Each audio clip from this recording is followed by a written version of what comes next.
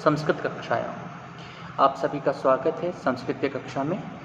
आज हम बात करने जा रहे हैं संधि प्रकरण की। सबसे पहले समझे बेटा, संधि होती क्या है। संधि शब्द जो है वो सम उपसर्ग पूर्वक धा धातु से की प्रत्यय करने पर बनता है। सम उपसर्ग धा धातु की प्रत्यय, और इससे बनता है संधि शब्द। संधि शब्द का अर्थ यह होता है कि एक वर्ण का दूसरे वर्ण के साथ में जो अत्यंत सामीप्य होता है। इसी के लिए एक सूत्र है और वह सूत्र यह है, परः सन्निकर्षः संहिता। परः सन्निकर्षः अर्थात किसी एक वर्ण का दूसरे वर्ण के साथ में जो सन्निकर्ष है या जो निकटता का संबंध है, जो सामीप्य है, उसे ही संहिता भी कहते हैं और उसे ही संधि भी कहते हैं। तो संधि की परिभाषा में हम इस बात को समझ सकते हैं कि वहाँ पर वर्णों का सामीप्य होना आवश्यक है, अर्थात एक वर्ण के दूसरे वर्ण के साथ में सामीप्य। और जब यहाँ पर सामीप्य होगा तो उसके कारण से कुछ वर्णों में परिवर्तन भी होगा, और यह जो वर्णों में परिवर्तन होने की प्रक्रिया है, इसी प्रक्रिया को हम संधि प्रकरण के माध्यम से समझते हैं।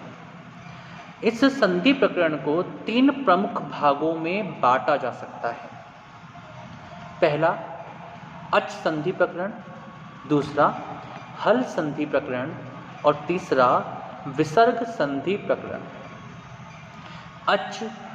अच का तात्पर्य होता है समस्त स्वर। हम सब जानते हैं कि 14 माहेश्वर सूत्र हैं और उन 14 माहेश्वर सूत्रों के आधार पर प्रत्याहार बन जाते हैं। और ये प्रत्याहार किस काम आते हैं? तो प्रत्याहारों के माध्यम से यदि हमें कुछ विशिष्ट वर्णों को बोलना है तो उस विशिष्ट वर्णों के बोलने के लिए हम प्रत्याहार का प्रयोग करते हैं। जैसे अच का तात्पर्य क्या होगा? तो अच का तात्पर्य होगा समस्त स्वर। अब ये समस्त स्वर किस प्रकार से होंगे? तो माहेश्वर सूत्र जब हम प्रारंभ करते हैं तो आप देखते हैं उसके अंदर शुरू होता है अ से। अ ई उण, री ऋक, ए ओंग, आई औच। यहाँ पर जो चकार आया है, औच में जो चकार आया है, इस चकार तक अ से लेकर के और इस च वर्ण चकार तक, यहाँ पर जो अंतिम चकार है क्योंकि वह हलंत है और हलंत शब्दों का, हलंत वर्णों को हम शामिल नहीं करते हैं।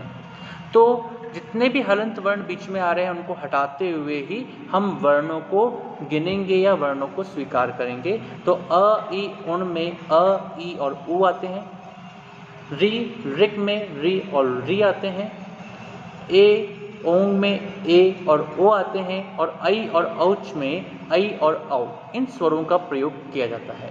तो इस प्रकार से हमारे पास जब हम अच संधि बोलते हैं तो अच संधि का तात्पर्य होता है कि वह संधि जो कि अचों अर्थात स्वरों के मध्य हो। ऐसे ही दूसरी संधि होती है हल संधि। हल अर्थात समस्त व्यंजन।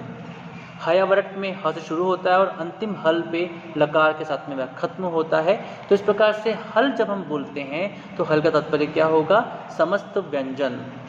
तो जब व्यंजनों का व्यंजन से मेल होता है या व्यंजनों का स्वर से भी मेल हो जाता है तो ऐसी स्थिति को हम क्या कहते हैं? व्यंजन संधि अथवा हल संधि कहते हैं।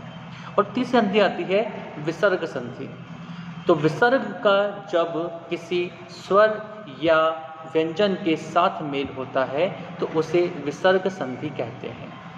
तो आप ये जान लें कि सबसे पहली बात कि संधि का तात्पर्य होता है वर्णों का सामीप्य होना, वर्णों का मेल होना। और दूसरी बात कि संधि जो है उसके 3 भेद होते हैं, अच संधि अर्थात स्वर संधि, हल संधि अर्थात व्यंजन संधि और विसर्ग संधि।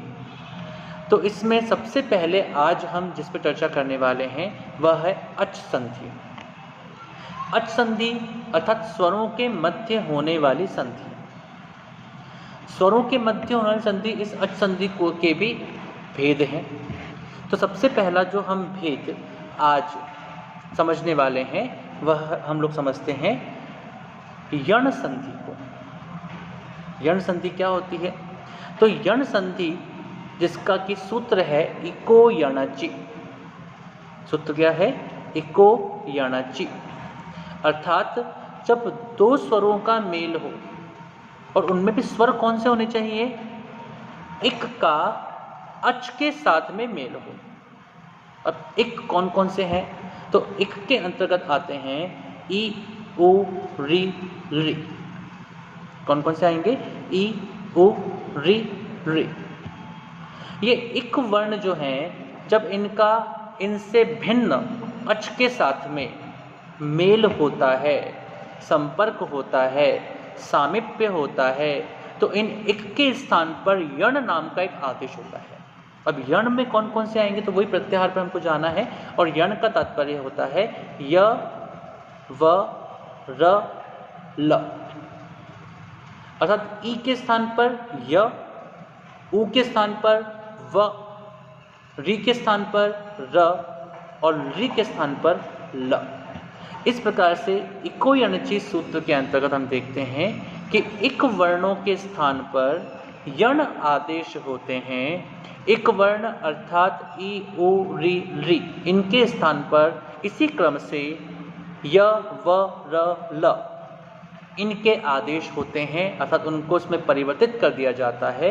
और ऐसा तब होता है जब पर में अर्थात बाद में अच हो। इसके उदाहरण को समझ लेते हैं हम लोग। उदाहरण में से आपने प्रसिद्ध उदाहरण सुना होगा प्रत्येकम। तो प्रति एकम। अब प्रति में तकार के अंदर ह्रस्व इकार है और एकम में ए है। तो हम देखते हैं कि जो प्रथम वर्ण है उसके अंत में हमको इक दिखाई दे रहा है। ई, उ, री, री में से ई वहाँ पर है, यानी इक वहाँ पर है। और उसके पश्चात आ रहा है एकम में ए, और ये ए अच है। तो इस ई के स्थान पर हलंत य हो जाएगा। और जब हलंत य हो जाएगा तो उस हलंत य के अंदर ए जुड़ जाएगा, तो बन जाएगा ये। तो प्रति में से ई हटा तो प्रत बचा, तो हलंत बचा। उसके बाद में ई को य में बदला और य में ए जोड़ दिया गया, तो वहाँ पर ये बन गया। तो प्रत्यय और कम एकम का जो कम लास्ट में आ रहा है वह कम इसमें जोड़ेंगे तो प्रत्येकम बन करके आता है।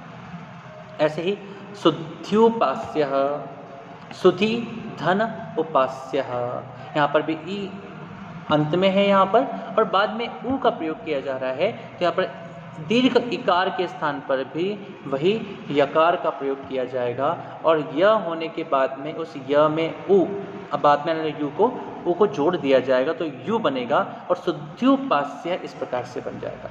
ऐसे ही धात्रंशः, धात्री अंशः, धात्रंशः। तो यहाँ पर त्रि इसमें ऋकार है और अंशः में अ है, तो रि के स्थान पर र हलंत होगा और उसके बाद में अ है, तो दोनों को जोड़ेंगे तो र पूरा बन जाएगा और धात्रंशः इस प्रकार से इस शब्द का निर्माण हो जाएगा। इसे कहते हैं लाकृति, रि आकृति, लाकृति। रि के स्थान पर ल हो जाता है, तो यहाँ पर जो रि है इसके स्थान पर हलंत ल हुआ, उसमें आकृति जुड़ा तो लाकृति शब्द बन करके वहाँ पर आ जाएगा। तो इस प्रकार से हम इसके अतिरिक्त और भी उदाहरण, मैं आपको कुछ उदाहरण अभी बोल रहा हूँ और आप प्रयास करें कि आप इन सब उदाहरणों को के संधि विच्छेद करें। कहीं समस्या रहे तो आप हमें उसके लिए संदेश भेजें जिससे कि हम उस समस्या को दूर कर सकें। ऐसे जैसे यद्यपि, यदि, धन, अपि। अब कुछ शब्द जो बोल रहा हूँ उनको आप स्वयं इसके संधि विच्छेद को करेंगे। मात्राज्ञा, लादेशः, प्रत्यूहः, अन्वर्थम, मातृच्छा, मध्वरीः, वध्वेका, पित्रर्थम। तो यण संधि के कुछ ये उदाहरण आपके सामने रखे हैं। आप इन उदाहरणों को संधि विच्छेद करके देखें और मालूम करें कि इसमें यण संधि है या नहीं है। किसी तरह की समस्या के लिए आप निश्चित रूप से हमसे संपर्क करें और आपकी समस्या को हम पूरी तरह से दूर करेंगे। आप सबका बहुत बहुत